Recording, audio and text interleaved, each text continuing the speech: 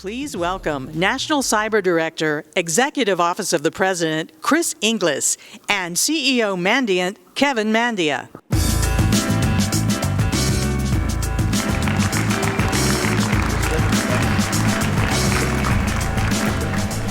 Good morning.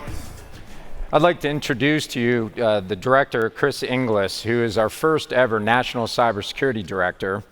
And I got a couple numbers for you. He did 41 years in federal service. Hard to believe because he looks 38 years old. He did over 30 years in the Air Force, 28 years at the NSA, and just over 7 years as the Deputy Director of the NSA. So with that backdrop, I've got a lot of questions for you and 29 minutes and 32 seconds, Chris, to ask them. So question number one, you are the first National Cybersecurity Director. So to me, that means you're a trailblazer. So what are you doing? What are you working on? I think first and foremost, kind of joining the crowd in thought leadership. I think that what's been most missing in this space is not technology, apologies to all the technologists in the room, and not some amount of kind of pointing to best practice. We don't have the doctrine right. We don't know what the roles and responsibilities are. We haven't put cyber in its proper place. And so I spend a lot of time trying to think about what is cyber's proper place in our society. I wouldn't elevate it, I would subordinate it. I would put it underneath all those things that we depend on it to do, whether it's banking or businesses or the delivery of critical functions. So we need to spend more time thinking our way through that, thinking about what roles and responsibilities are, and then mobilizing everyone who cares about those aspirations and everyone who perhaps depends upon cyber to do what they want it to do, mobilizing them in a way that we achieve some optimal result. I think collaboration, collective defense has shown itself to be quite useful over the last year. We need to continue that. So there's a whole stream of initiatives that are downstream of that, but there's no silver bullet. We have to actually get the foundations right in order to then do the details right. So I read that we recently published a national security strategy for the United States. I know you're working on the national cybersecurity strategy for the United States. Can you elaborate on what you're doing there? First, let me put that in context. Yeah, That's sure. a great question. We are working on a national cybersecurity strategy, a bit of a misnomer in the title. While it will say U.S. National Cybersecurity Strategy, it has to work in an international context. Two, while it's focused on cybersecurity, it will make the declaration that the only reason we care about cyber is the functions that ride on top of it. It's that old kind of quote from Jeff Moss of race cars have bigger brakes so they can go faster. This is not about the brakes, this is about the car. Three, we need to make sure that we understand whose strategy this is. As we've developed this strategy, we've not only kind of taken the material influence of all the agencies and departments in the federal bureaucracy and gone to state and local and territorial, but of the 300 engagements we have, about 2/3 of those are in the private sector, so that we can actually make sure it's a strategy that works for all of us, mobilizes all of us, and gives all of us an opportunity to not just influence the strategy, but to ultimately take a role and participate in what that strategy will drive. It'll probably come out in the next month or two or three, kind of given the processes that kind of exist in Washington. But having said that, it will be in the context of the national security strategy. It'll be the work of the collected whole of everyone we've engaged, and hopefully it will mobilize our efforts so that we can achieve in and through cyberspace those things that we depend upon it to deliver for us. Do you have any hints for us or foreshadowing of what public-private partnership might look like in your strategy? Yeah, I remember this old joke about someone observing that there are pyramids in Egypt and pyramids in Mexico. They looked about the same. They were built 4,000 years ago. And they said the only explanation for that was some alien civilization from some faraway planet came down and assisted both societies. It turns out if you pile up rocks any other way, they fall down. So I think there's only one way to get this right, which is to go back to first principles. And to think about, do we put cyber in its proper place, subordinate it to our societal interest? If that's in fact true, then we all care about cyber, not just the folks that have cyber and IT in their job titles. If we care about it for the right reasons, then we need to figure out what are the various roles and responsibilities we assign to get the resilience and robustness built in. What then will result is at best a defensible enterprise, not a secure enterprise. It won't defend itself. We then have to figure out how do we defend it. Those roles and responsibilities need to be combined in a collaborative fashion. meaning that we can't parse this as divisions of effort where we agree not to collaborate. There are things we can only do together. There are things we can only discover and address together. So I think the strategy will have as its hallmark at the core, right, that sensibility. But at the end of the day, it will address market forces. It will address the international domain. It will address how do we actually get critical infrastructure into the right place. And it will address the three dimensions of cyberspace, not just technology, but roles and responsibilities and the people piece as well. People are at the center, the core of cyberspace. It's why we have cyberspace. It's why we care about cyberspace. So all of those things will be in that package, and hopefully in a way that it's readable. Artful use of white space, I think, is the term of art. And you see what I'm doing. He said it's going to be maybe 1 month, maybe 3 months, and I'm trying to get the whole thing out of him right now, so I'm chipping away.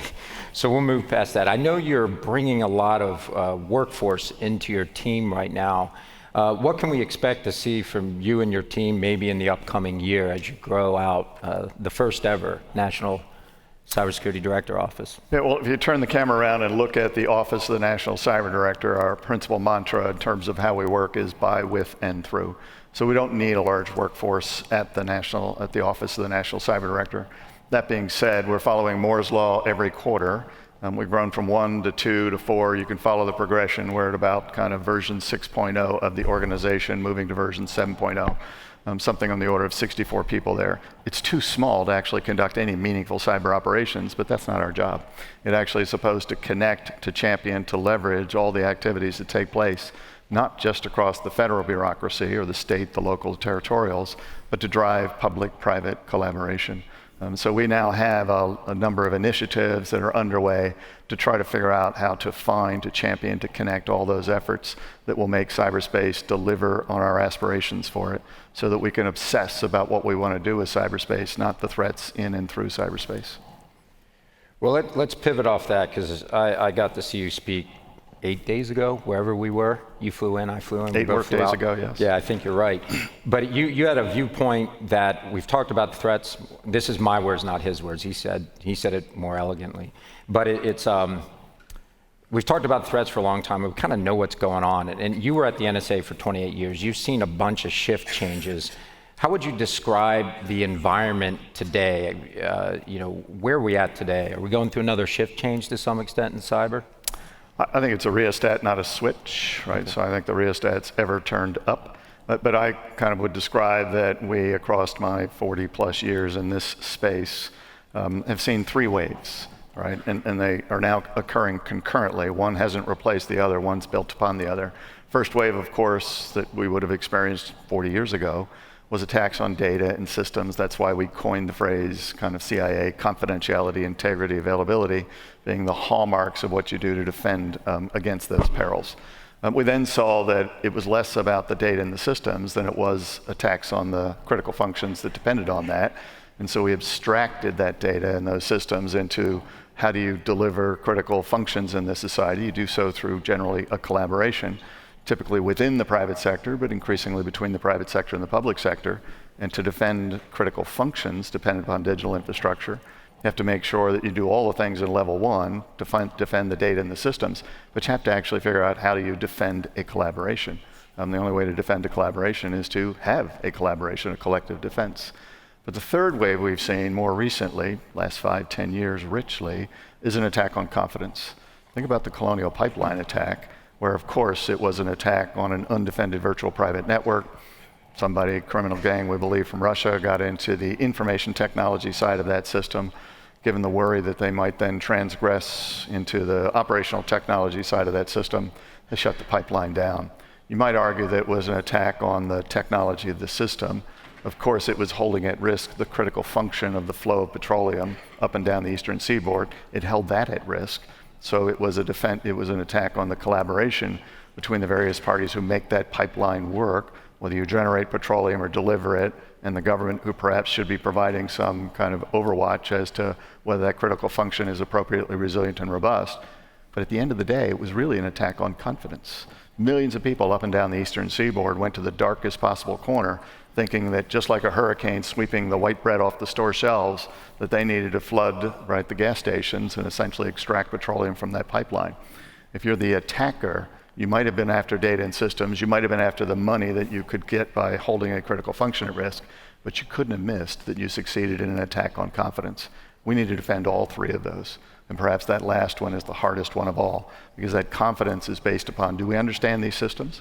Are we in the front balls of our feet defending these systems? Can we fight through kind of a system that's operating perhaps less than optimally? Do we have some response options? Do we have the confidence to say that we can actually hold our own? The way the Ukrainians have their confidence in holding their own on an architecture that by any stretch of the imagination is not a perfect technical architecture, but they've done a masterful job operating on top of it. Well, let's talk about that then, because it sounds like one shift changes, we're now, so shift change, there's an attack on confidence. We have to figure out how to address that. And when I listened to you last week, my words were, we are closing the security gap. So let's talk a little bit about what you're observing in Ukraine. Are we starting to enter an era where defense is blocking more shots on goal? Yeah, so Jen Easterly, I know you'll hear from her tomorrow. We like to say that defense, in fact, looks like it's becoming the new offense, not in a provocative way, which is intending to hold others at risk, but the defense can, in fact, hold its own. Most of us bet that given the kind of numerical superiority, and perhaps in some cases the technology superiority of the Russians, that they would roll over the Ukrainians right at the beginning of that conflict, either on the physical battlefield or in cyberspace. That has not been the experience. Why? Because we overestimated the power of technology and underestimated the power of people, expertise, and the modality of collaboration, the way in which we apply that expertise. The Ukrainians, again, have done a masterful job holding their own in that space because they understand their networks. They're able to actually achieve some degree of agility. They can bob and weave on those. They can move functions from one place to another. They have the benefit of interior lines. They're back-to-back with other defenders, and they're participating in a collective, collaborative defense. If you're the Russians, you have to beat not just the Ukrainians, but the Ukrainians and Microsoft and Cisco and ESET and Mandiant and all manner of others. They find themselves having to beat many to beat one. That's a new day. That's different than what we would have experienced 5-10 years ago when we were all defending in our stovepipes, fighting alone, being picked off one at a time. I'm asked on a frequent basis, you probably are too, is there a cyber Pearl Harbor or a cyber 9/11 out there that's going to wake us all up? And my sense is that we can argue it's happening as we speak. It's just diffused in time and space. We haven't seen it as this single cathartic event that has had a singular effect on the collective consciousness. So we need to recognize it for what it is, which is it's happening with sufficient frequency, kind of in regularity, that we need to actually address this on the front balls of our feet, serious as a heart attack. Let's actually re-achieve the positive aspirations we have for cyberspace, invest according to those positive aspirations in resilience and robustness, and defend collectively, collaboratively. That's what the Ukrainians have done, and I think it's a good lesson for us. That's incredible. So my gut is we're learning from the Ukrainians, and you're adopting that into our national cybersecurity strategy. So there's lessons learned that are directly impacting your work? Turns out if you pile up rocks any other way, they fall down. Got it. Right. That's good. Now let's talk a little bit about workforce, because I know you had a few folks, even from Mandiant, in your office not too long ago or at the White House. How do you advise our nation in preparing the cyber workforce of tomorrow? Yeah, so that's a really good point. Back to an earlier remark I made, and I think you share this, I know Mandiant does, and so kudos to you and a number of others in the room. But people are at the center of cyberspace. They're not merely kind of victimized or tantalized by the technology in the space. They're in cyberspace. The choices they make implicate cyber futures all day, every day. And if you consider roles and responsibilities actually being a people thing, a human thing, they're implicated in that as well. And there are three kind of things I think we need to think our way through then if people are at the center of cyberspace. Do we have enough people who have the word cyber IT in their job title to populate the jobs that are out there? Turns out the answer, of course, to that question is no. There are about 700,000 or more jobs at the moment. That's not a swing or a wild guess. That's actually a figure. If somebody goes around and looks at the job ads, the National Institute of Standards and Technology does that on a regular basis. They're empty, right? So we need to address that. And we probably need to address that by thinking, again, about whether we've specified the jobs properly. You might not need to be a computer scientist to be a CISO, a Chief Information Security Officer. Might be the fundamental requirement for that job is the ability to think through systems, to essentially be a critical thinker, to be able to deploy multiple disciplines, to essentially build, arrange, sustain, defend a system of interest. Let's think about the other end of that spectrum. Are we appealing to enough people that perhaps this could be a job for you? These are high-paying jobs, great jobs, and these jobs are in kind of no short supply. Have we appealed to the broadest possible population? Is every child between the age of, say, kindergarten through 12th grade given a chance to understand what that career might be like? And then in the middle, are we actually helping people transition from aspiration to destination? We've not done any of those things particularly well. There are some great examples out there of good work, but we've not done those well enough to keep pace with the need for those jobs. But there's a second cluster, which is the adjacent professions. Whether you're a CEO, whether you're a lawyer, your choices that you make in terms of deploying your business, sustaining your business, or doing your personal functions, those choices implicate, cyberspace all day, every day. And your curricula to become a lawyer or a CEO or a tradesman on a digital factory line probably did not think about cyber or the digital choices when it was developed a millennia ago or 5 decades ago. We need to get into that curricula and say, what are those things you need to know? Maybe not Python programming, but something about what the choices that you're going to make are dependent upon digital infrastructure, so you can actually participate, not just in your own defense, but in establishing a resilient and robust kind of set of activities on top of cyber infrastructure. And then the final crowd is the all crowd. Upwards of 250 million people in the United States, globally, everyone who makes use of cyberspace. They're not digital natives, they're app natives. Many of them don't know what the consequence of their choices are. Many of them know less about cyberspace than they learned at the age of 3 or 4 about managing a hot stove or crossing a city street. We need to make sure that they are digitally aware, possibly digital natives, more than app natives, so that they can, again, drive defensively in cyberspace. So we're working a strategy. Again, it's like the national cybersecurity strategy. It's got to take influence from all sides to address those 3 components. How do you fill the few jobs, 700,000? How do you inform the many jobs, the adjacent disciplines? And how do you serve the needs of everyone in cyberspace? That cybersecurity workforce strategy, it might not be called that when it's all said and done, started in July when we convened at the White House a group of 60 leaders from across the private sector, academia, traditional, non-traditional, and the federal government, and tried to mobilize a much larger coalition so that we could then begin to do the work to develop a framework within which all of these piece parts make some sense.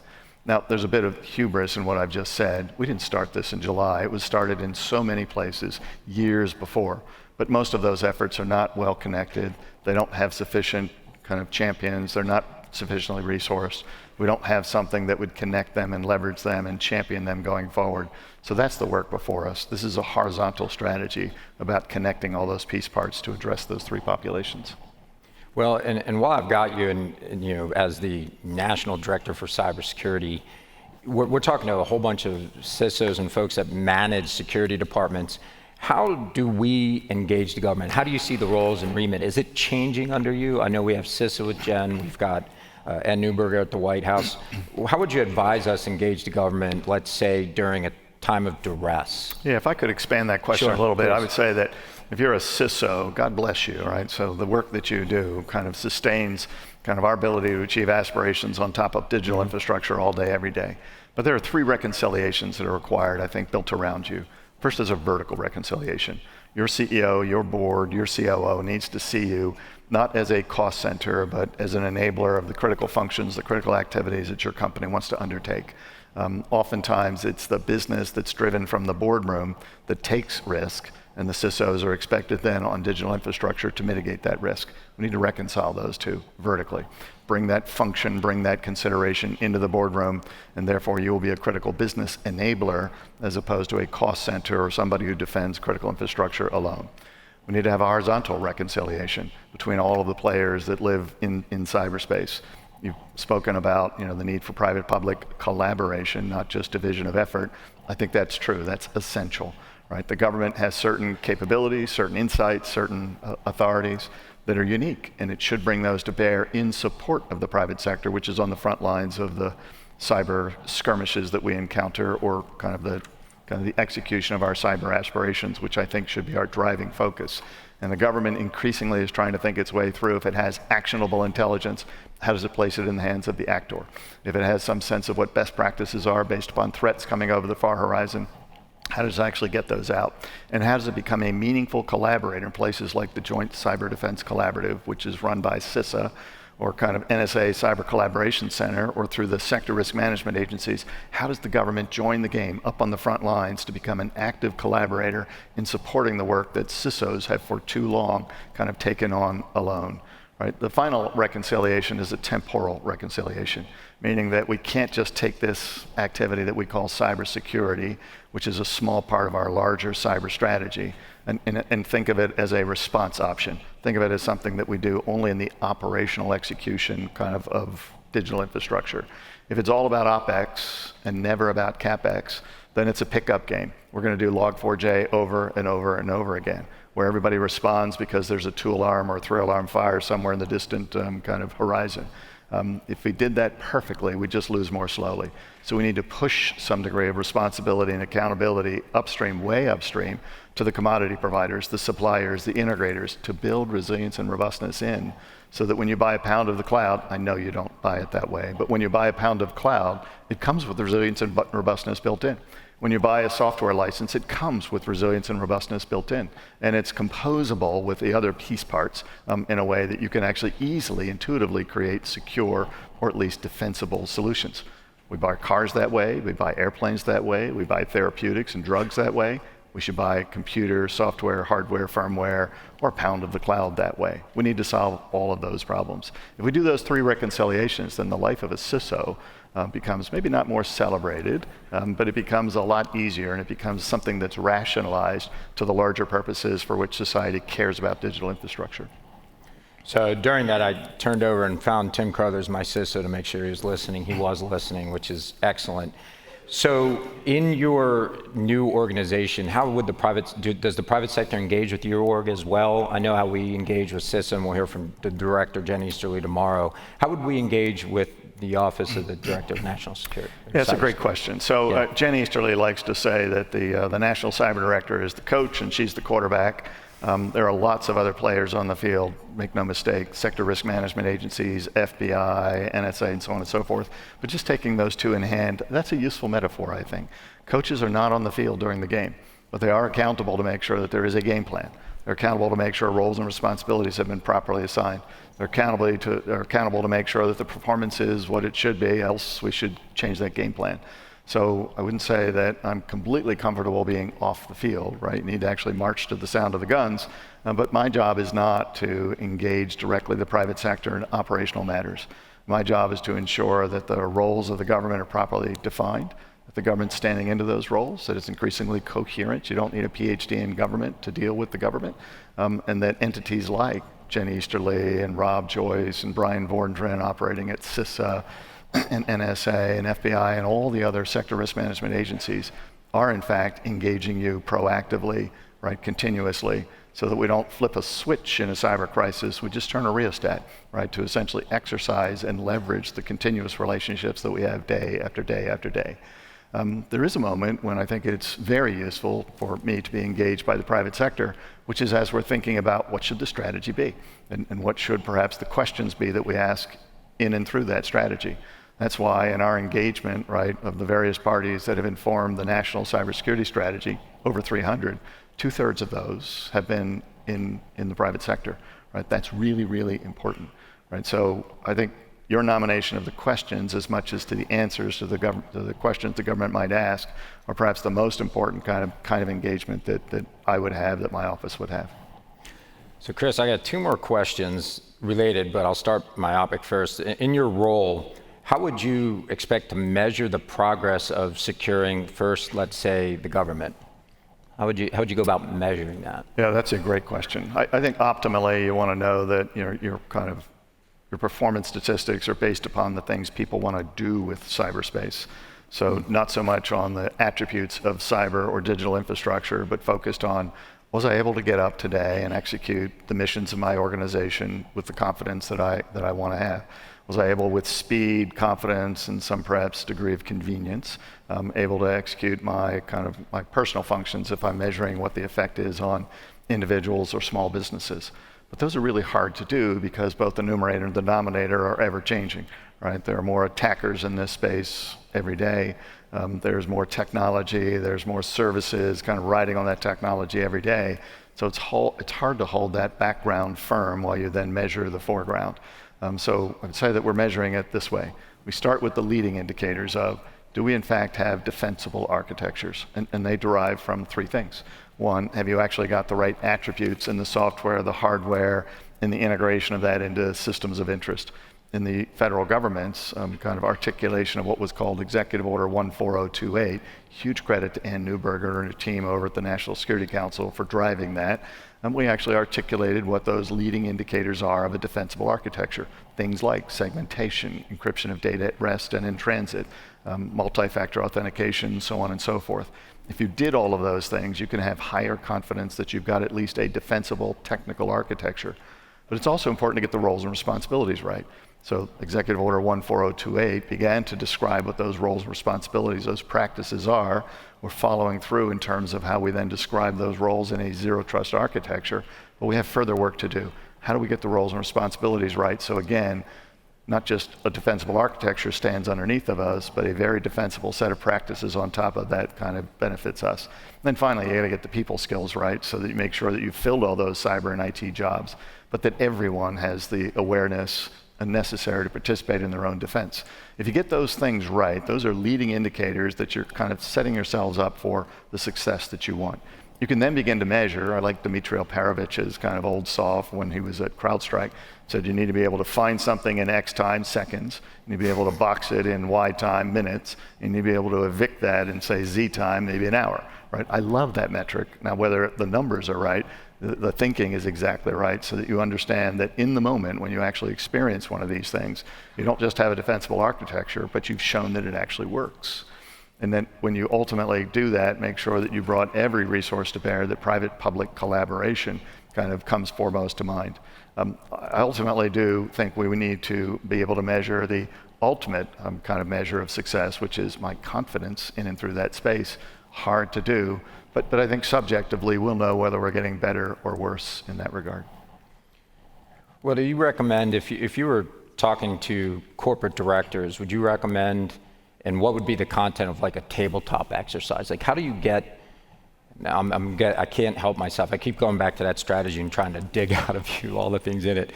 To me, how would you assess the readiness of a nation?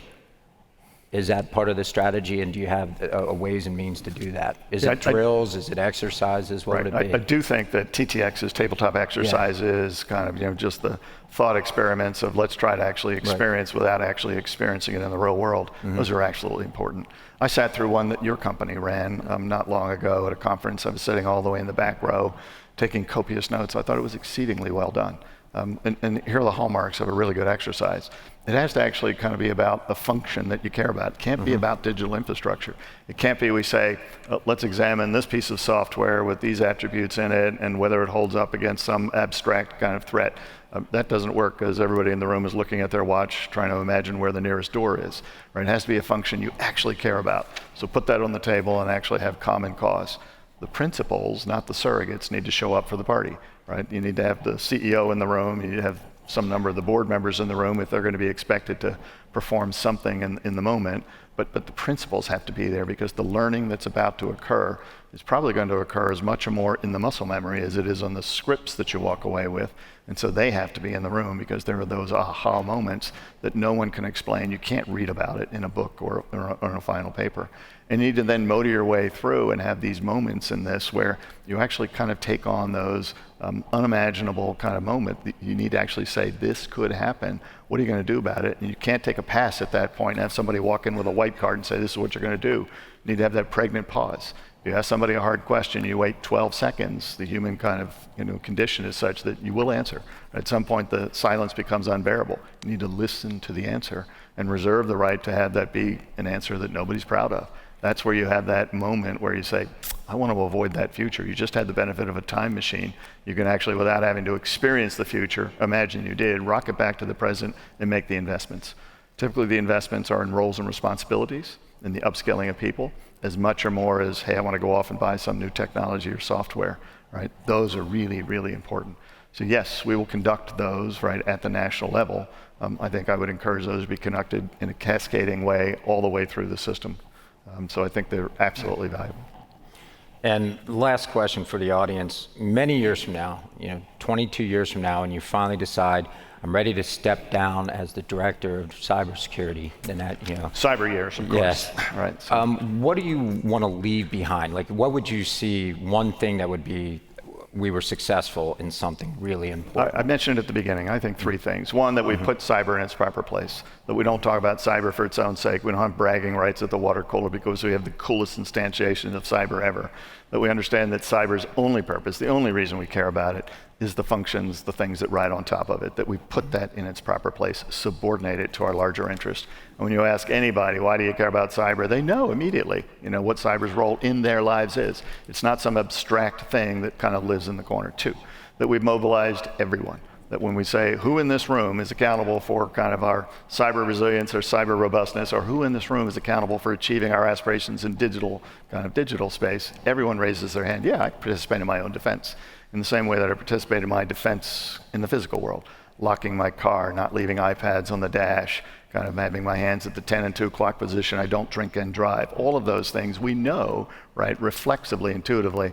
I would love it if walking away from this at some point in the next week or 2, 22 years, I think. I would love it if we had that condition. And 3, that when we all mobilized every resource, all of us, all of our capabilities, all of our authorities, all of our insights, that we did that in a collaborative fashion, respecting privacy and proprietary interest, of course, but that we did this in a way that we can do things together that no one of us can do alone, or turn that around with a slightly negative connotation. If you're a transgressor in this space, it's a new day. You got to beat all of us to beat one of us. That would be different. Mobilize and collaborate, and that's exactly what we're doing at this conference. Please join me in thanking Director Chris Inglis for joining us today. Thank you so much.